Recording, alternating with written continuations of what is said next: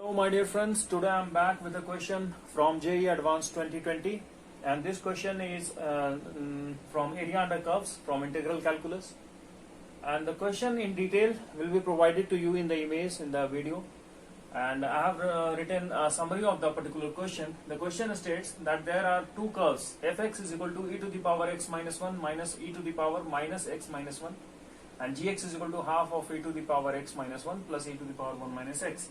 And the question asks us to find the area bounded by these two curves in the first quadrant. Actually, why I haven't written the full question here, because it takes too much space and it can be given in the video itself. So why to do a redundancy in the work? That's why I have written a smaller statement here. We need to find the area bounded by these two curves in the first quadrant. हमें क्या find करना है? ये एक function दिया है, ये एक gx फंक्शन दिया है, इन दोनों के द्वारा जो फर्स्ट क्वाड्रेंट में एरिया बाउंड होगा वो हमें फाइंड करना है. और ये क्वेश्चन आपका है IIT एडवांस्ड 2020 का क्वेश्चन. काफी अच्छा क्वेश्चन लगा.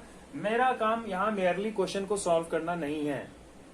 आई will do a full tear down analysis. मैं इस क्वेश्चन को पूरा एनालिसिस करूंगा, एक एक फंक्शंस के कर्व का नेचर समझेंगे और उसके बाद देखेंगे कि कहाँ कर्व बन रहा है, किस रीजन से किस रीजन में इंटीग्रेशन करना है, सारे तमाम चीजों को हम लोग डिस्कस करेंगे. तो फिर आइए हम लोग स्टार्ट करते हैं without wasting any particular time. Let us understand the nature of the function fx. हम लोग सबसे पहले fx फंक्शन के नेचर पे चलते हैं. e to the power x minus 1 plus e to the power minus x minus mod x minus 1.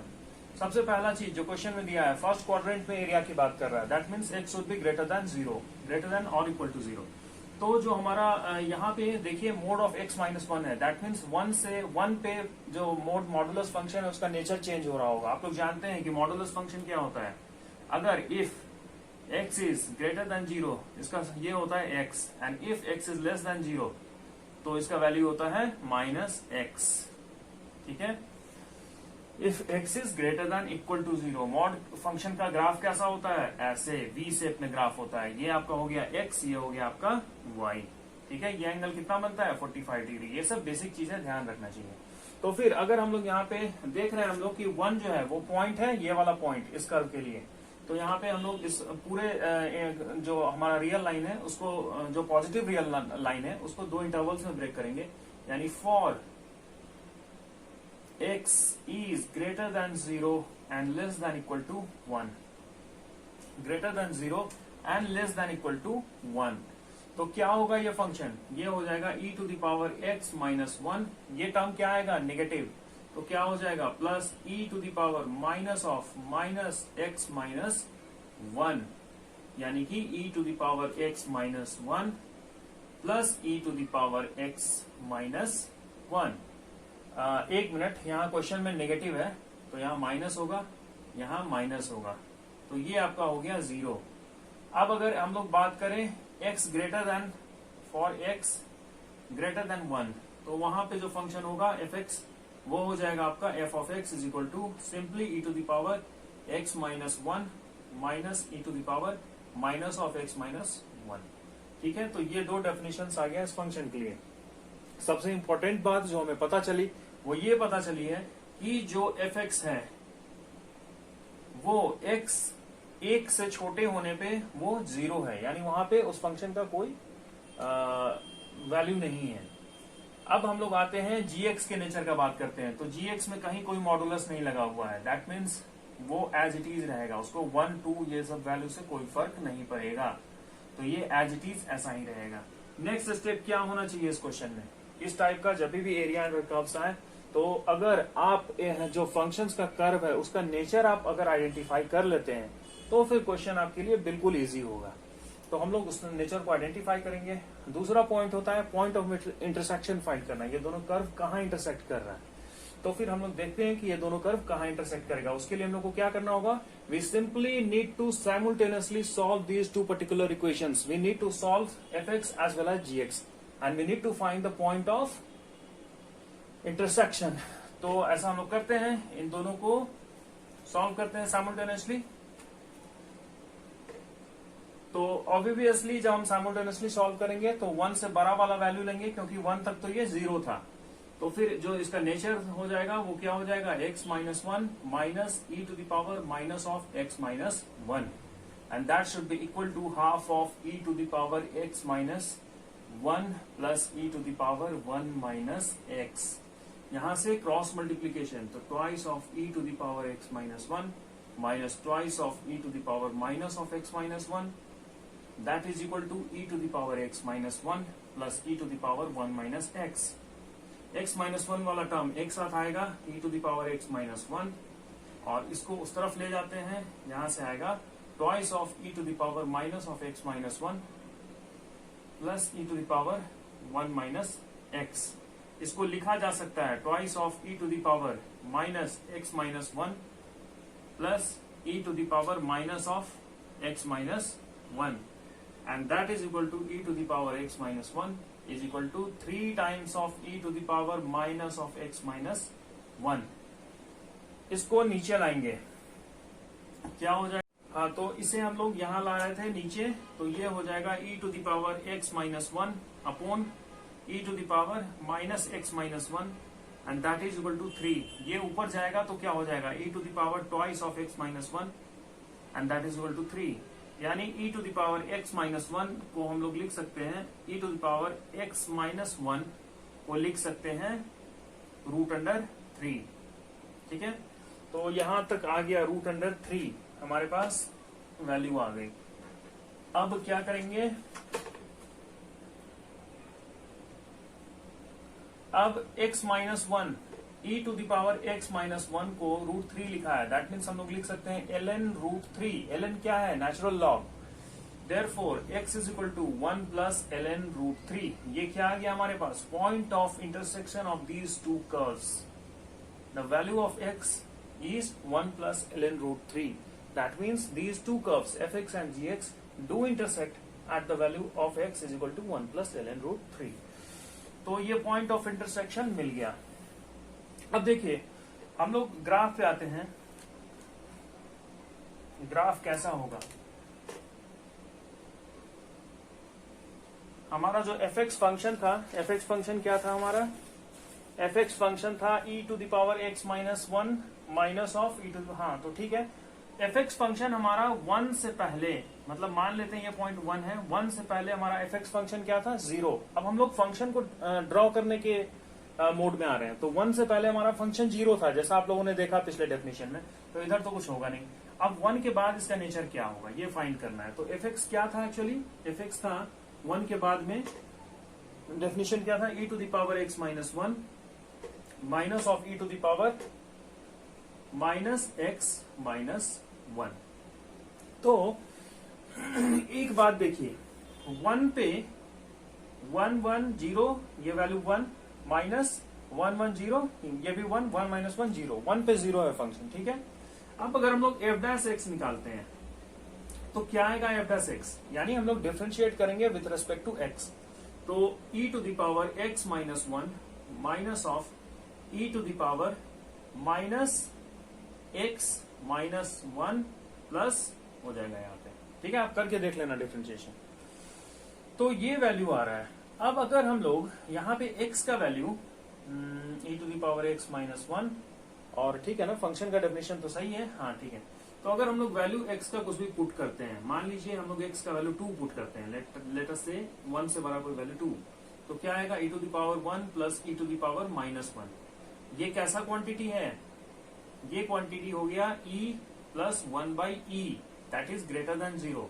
Similarly अगर हम लोग f डैश में 3 पुट करें, 4 पुट करें, 5 पुट करें, सारा वैल्यू ग्रेटर देन 0 आएगा। मतलब ये कर्व यहां से कुछ पॉजिटिव स्लोप वाला होगा, यानी कि जो एंगल होगा पॉजिटिव x डायरेक्शन से, वो एंगल एक्यूट एंगल बना रहा होगा पॉजिटिव x डायरेक्शन के साथ। ठीक है, तो ये कर्व कुछ ऐसा होगा, ये कर्व कुछ ऐसा होगा। ठीक है, अब एग्जैक्टली यही नहीं होगा, हो सकता है इसी टाइप का नेचर में ऐसे हो, लेकिन कुछ इसी टाइप का होगा। मैं एक रफ एस्टिमेट बना रहा हूँ, रफ स्केच। तो ये तो हो गया पॉइंट। अब हम लोग चलते हैं gx के कर्व पे। तो gx हमारा फंक्शन क्या था, gx फंक्शन था हमारा, gx दिया हुआ है हमारे पास, gx दिया हुआ है half of e to the power x minus 1 plus e to the power 1 minus x. सबसे पहले देखते हैं, ये तो 0 के इधर भी डिफाइंड था ये फंक्शन, तो जब x 0 होगा, जब x 0 होगा तो y का वैल्यू क्या होगा, सबसे पहले हम लोग देखते हैं, यानी g 0 निकालते हैं, वो आएगा half of e to the power -1 plus e to the power 1। तो ये पॉइंट हो जाएगा वो, ये जो पॉइंट है ये आपका हो जाएगा ये वाला पॉइंट है g 0, ठीक है, ये पॉइंट हो गया g 0।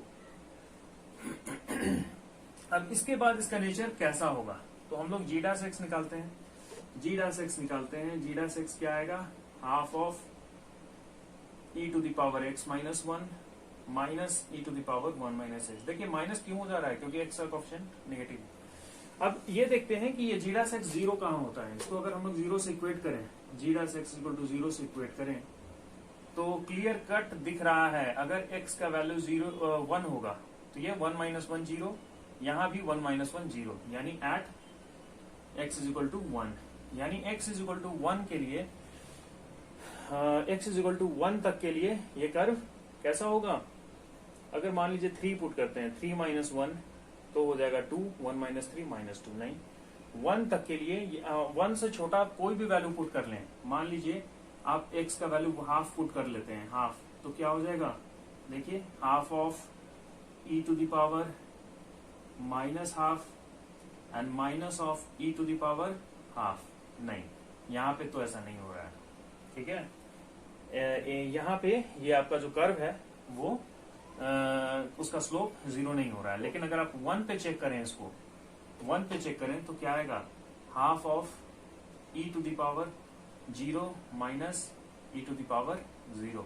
तो ये यहाँ पे जो है इसका स्लोप क्या हो रहा है, ये पैरेलल टू एक्स एक्सिस हो रहा है। तो हो सकता है यहाँ से कुछ ऐसे स्टार्ट होता हो और यहाँ पे इस ढंग से होके ऐसे पैरेलल हो जाता हो, ठीक है। इधर से मुझे मेरा इंटरेस्ट भी नहीं है इस तरफ के पार्ट को निकालने में। तो उसके बाद ये कर्व का नेचर क्या होता है, 1 के बाद अगर कोई आप वैल्यू पुट करते हैं, 1 के बाद अगर आपको, वैसे हम लोग आइडेंटिफाई कर सकते हैं, अगर हम लोग चाहें कि एग्जैक्ट नेचर इससे पीछे भी निकालें तो वो भी हम लोग निकाल सकते हैं, बट अननेसेसरी वो एक्सरसाइज हो जाएगा। यहाँ पे हम लोग बस ये समझते हैं कि यहाँ से कर्व स्टार्ट हुआ और कुछ ऐसे करके यहाँ से मूव करा, हो सकता है यहाँ पे कुछ फ्लक्चुएशंस हो, क्योंकि g डैश 0 नहीं हो रहा है हाफ पे या उससे छोटे वैल्यूज पे। तो अब हम लोग क्या करते हैं, 1 के बाद का इसका नेचर निकालते हैं। मान लीजिए g डैश 1 के बाद कोई वैल्यू पुट करते हैं 2, तो क्या आएगा, half of e to the power 1 minus e to the power minus 1। तो ये कैसा quantity, half of e minus 1 by e. देखिए ये आएगा half of e square minus 1 upon e. ये कैसा क्वांटिटी होगा, e स्क्वायर जो है वो ग्रेटर देन 1 ऑब्वियसली होगा, यानी ये पॉजिटिव क्वांटिटी है। तो इसके बाद जो इसका नेचर होगा ये कुछ ऐसे हो जाएगा, ठीक है। और ये कहीं इंटरसेक्ट करेगा, वो इंटरसेक्शन कहाँ होगा ये आपको पता है, ये पॉइंट, ठीक है, वहां पे जाके ये कर्व आपका इंटरसेक्ट कर जाएगा। तो ये जो पॉइंट है, ये पॉइंट हो गया हमारा 1 प्लस ln रूट 3, ठीक। अब ये क्वेश्चन पूछ रहा है आपसे एरिया फर्स्ट क्वाड्रेंट में, तो फर्स्ट क्वाड्रेंट में एरिया क्या हुआ, फर्स्ट क्वाड्रेंट में जो एरिया हो गया दोनों कर्व के बीच का बाउंडेड, वो हो गया आपका ये।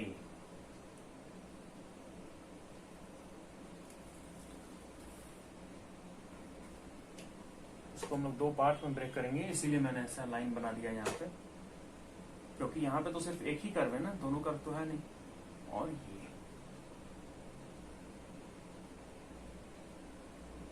ठीक है, ये 2 एरिया हो गए। इस 2 एरिया को ये मान लेते हैं रीजन 1, ये मान लेते हैं 1 और ये मान लेते हैं 2, ठीक। तो आइए अब इस क्वेश्चन को, अब इन सब का जरूरत नहीं है हमें, अब हम लोग आगे बढ़ते हैं। और आगे बढ़ेंगे तो कैसे अब इसको, इसका एरिया जो है हमारा रीजन 1 का एरिया, रीजन 1 का एरिया वो कैसे निकलेगा। सिंपल है, रीजन 1 का एरिया gx का जो फंक्शन है, यानी इंटेग्रल gx dx, और रेंज क्या होगा 0 to 1, 0 to 1। ये हो गया हमारा रीजन 1 का एरिया। तो हम लोग कैलकुलेट करते हैं, gx का डेफिनेशन क्या है, 1/2 बाहर आ जाएगा, इंटेग्रल 0 to 1 और हाफ था, और क्या था, e to the power x minus 1 plus e to the power 1 minus x dx, ठीक है। तो इसका जब कैलकुलेशन करेंगे तो क्या आएगा, 1/2 e to the power x minus one, e to the power x minus one का इंटीग्रेशन क्या होगा, e to the power x minus one ही होगा, x minus one plus e to the power one minus x क्या होगा, e to the power one minus x upon minus one. ये हो गया। अब हमको लिमिट क्या पुट करना है, 0 to 1।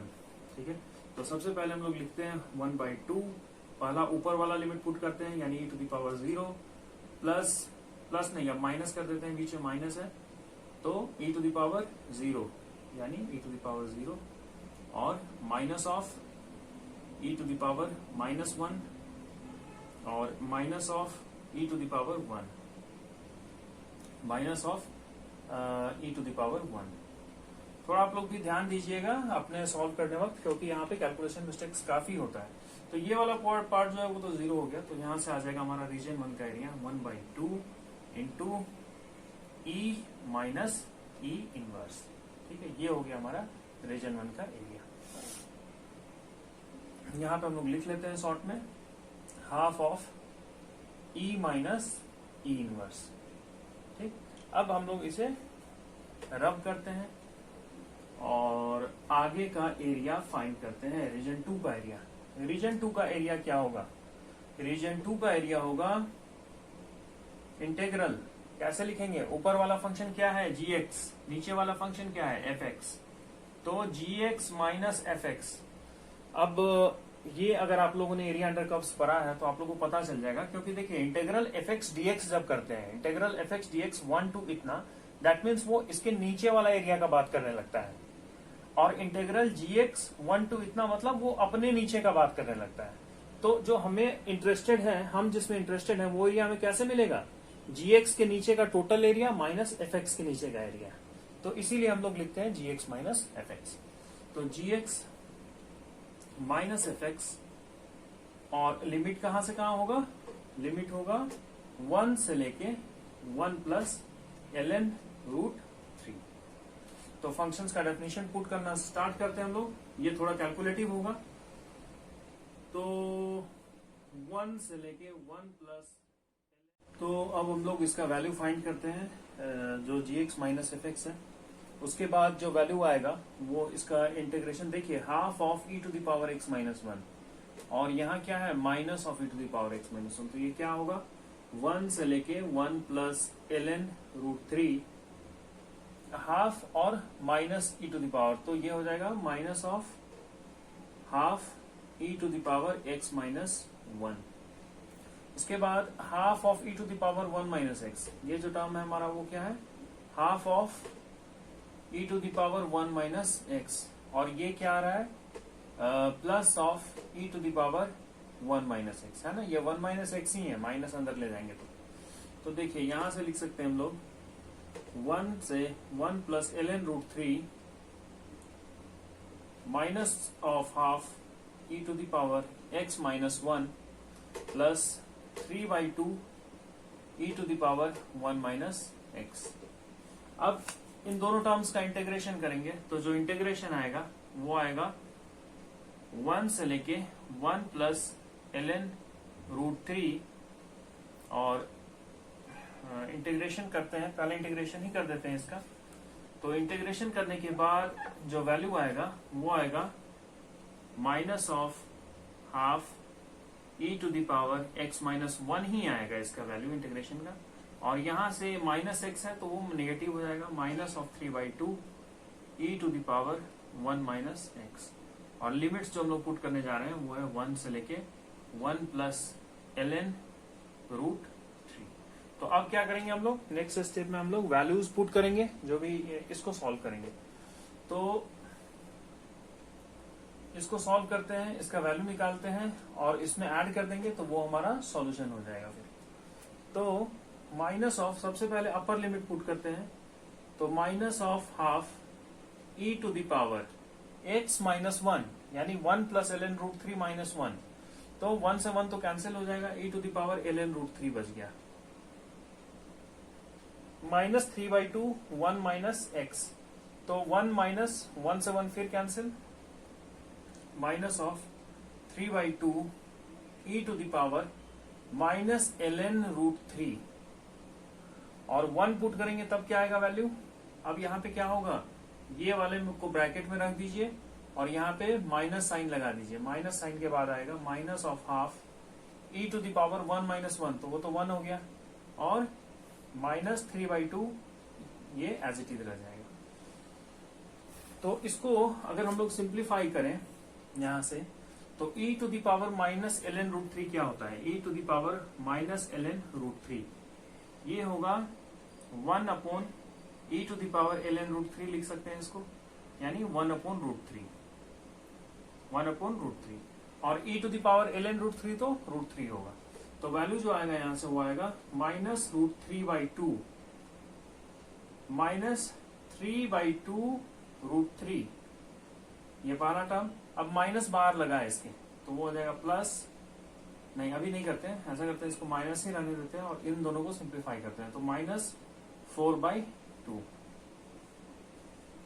यहां से हम लोग लिख सकते हैं इसको, ये √3 से 3 कैंसिल, √3 हो जाएगा, तो -√3/2 और -√3/2 यानी -2√3/2, और ये हो जाएगा +2। ठीक, तो जो वैल्यू आया वो वैल्यू क्या आ गया, रीजन 2 का एरिया, 2 से 2 कैंसिल, रीजन 2 का जो एरिया आ गया, रीजन 2 का एरिया वो आ गया हमारा 2 -√3, और रीजन 1 का एरिया आ गया, रीजन 1 का एरिया हमारा क्या था, half of E minus E inverse. तो जो हमारा शेडेड पार्ट का एरिया है ये 1 और 2, वो जो आंसर होगा हमारा वो क्या हो जाएगा, total area is equal to half of E minus E inverse plus twice of 2 minus √3। ये हमारा हो गया आंसर। तो देखिए दोस्तों, ये क्वेश्चन थोड़ा लंबा हुआ, एक्चुअली लंबा हुआ इसलिए क्योंकि इसमें कैलकुलेशंस काफी ज्यादा था, और कैलकुलेशंस आप लोग माइन्यूटली कीजिएगा। और एक और रीजन था लंबा होने का कि मुझे थोड़ा एक्सप्लेन करना पड़ा इस क्वेश्चन को। वैसे तो ये क्वेश्चन अगर आप सारे कुछ को फास्टली करें, कैलकुलेट करें, तो 2 से 3 मिनट या 4 मिनट में आप ये क्वेश्चन कर सकते हैं। ठीक है, तो फ्रेंड्स, अगर आप लोग को कहीं कोई डाउट हो तो पूछिए कमेंट सेक्शन में, और लाइक कीजिए, कमेंट कीजिए, शेयर कीजिए। और अगर आप लोग को किसी क्वेश्चन में ऐसे भी बनाने में कहीं प्रॉब्लम आ रहा हो, लग रहा हो कि ये क्वेश्चन काफी अच्छा है, तो वो पूछिए। मैं अपना ईमेल आईडी भी, जो AOPS का ईमेल आईडी है, वो भी दे दूंगा। उस ईमेल आईडी पे भी आप अपना सुझाव या फिर अपने जो डाउट्स हैं वो आप लोग शेयर कर सकते हैं। तो देखते रहिए चैनल को और लाइक कमेंट करते रहिए। Thank you.